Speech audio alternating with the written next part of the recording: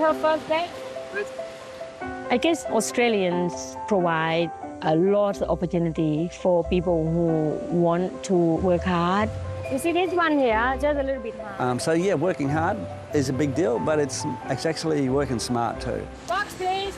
And Tu and Ian, Thank you. their operation's an example of what you can do if you come here with very little and end up with a sizable operation.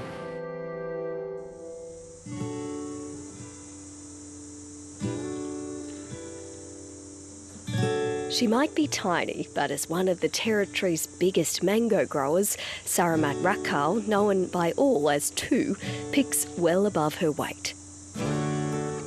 And my, it's been a journey. 33 years of building up a 70,000-strong orchard for a woman who certainly was more familiar with navigating corporate life in Bangkok than driving tractors. Just commitment and focus, and don't be afraid of hard work. Loyalty to the people that help you, and the higher you go, you're going to be the nicest person in town, because when you drop, you have more people to pick you up. It's referred locally as Mango Madness, in the middle of the merciless build-up season in the top end of the Northern Territory. The heat is relentless, but it's these conditions that are perfect for growing arguably Australia's favourite tropical fruit. But Tu wasn't always a farmer. Once a career woman working in marketing in Thailand, it was the age-old love story that found her uprooting life and moving to Australia. As a migrant, job prospects were limited. She was also trying to fund an MBA she was completing. Because come to Australia, I don't speak English. What job should I do to make $4,500 to pay school fee? So I was have a passion and looking for money to pay school fees and found a niche. So because you don't speak to Mango in English, so Mango doesn't need English at that time. She quickly realised these were untapped fruits of opportunity. Well, I think the mango industry at that time is probably no industry at all, because everyone do hobby farm. So if you have 3,000 trees and you're like, whoa, big farmer. so we pick ourselves, we use a weekend, and if Ian go to work, and I'll pick on my own. And just go slowly and pick maybe 1 ton a day. And being young and fit, but afraid not do it now. So that year, first year we pick mango, we make $12,000. The seed was planted and they started to play a part in building up the northern industry. I said, look, I think we might have some opportunity here. So we come up with the idea that share farming. So we went to knock to the door on the weekend in every farm that have a few rundown mango trees. So we're asking if we can manage it and we can split the profit. Tu and her husband Ian could see that managing farms would leave them beholden to unpredictable landowners, and that if they wanted to have a proper crack at a commercial industry, they needed to invest in their own land and processing facility. They eventually bought a rundown place in Berry Springs, but it was a discovery on that land that proved a game changer.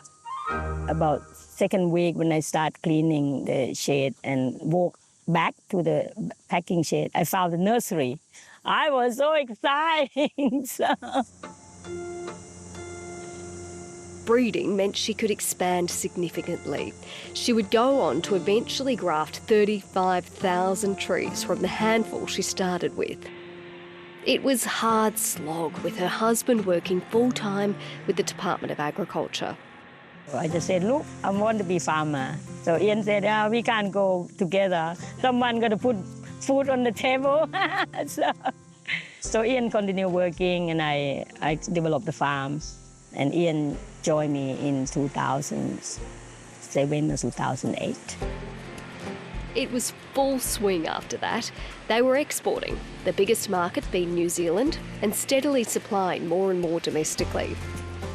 They're the epitome of start small, grow big. I came here with not a lot, and now a very big farming operation. And it's credit to them to do what they've done, lots of obstacles, lots of problems along the way, dealt with them all, and you know, and still got problems, but still deal with them. So, no, very, very inspiring to see that sort of story. They also grew a new variety of mango, the Maha Bliss, which she labels the Miss Universe of mangoes, with its distinct flavour, smell and look. She's even willing to play favourites. When you eat Maha Bliss, you will never eat other mango again. The Maha variety now takes up 25,000 trees in the entire orchard. Such is the increased demand.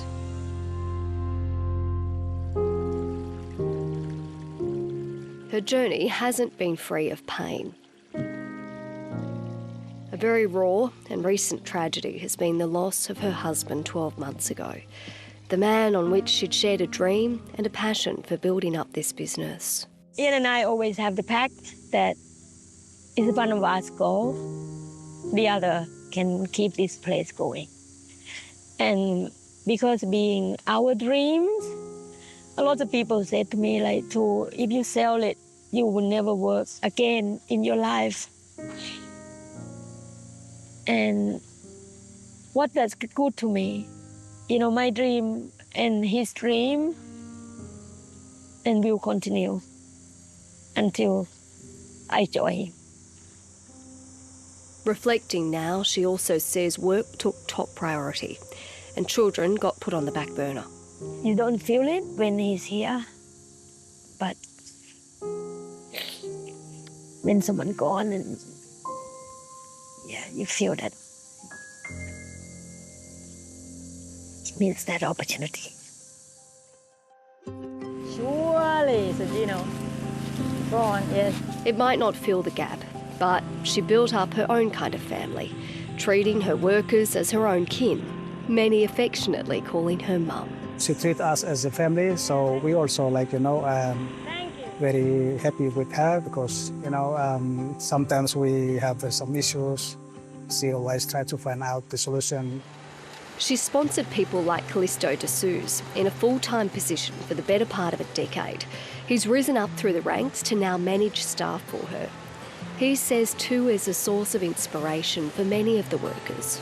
She's a very strong woman that I had seen in my life because she's a really hard worker and she's really easy to control all this big farm. The money is enough to support their families for much of the year in East Timor, where other work can be hard to find. Then when we go back home, we can try to improve our life, economic life. Then of course we're gonna send children to school and build up a house and many other things we need to improve in our life. Well done. Beautiful food. Don't leave them behind, huh? Getting workers and navigating so much red tape is probably the biggest challenge, getting harder every season. But palm itself, it have a lot of issues. So 7 audits already this year. For a farmer, if you are not, you have enough help, you are unable to operate. And that's difficult. During COVID and when prices have been too low, she's had to just let fruit rot in the field. Fertiliser costs have also skyrocketed with global conflicts.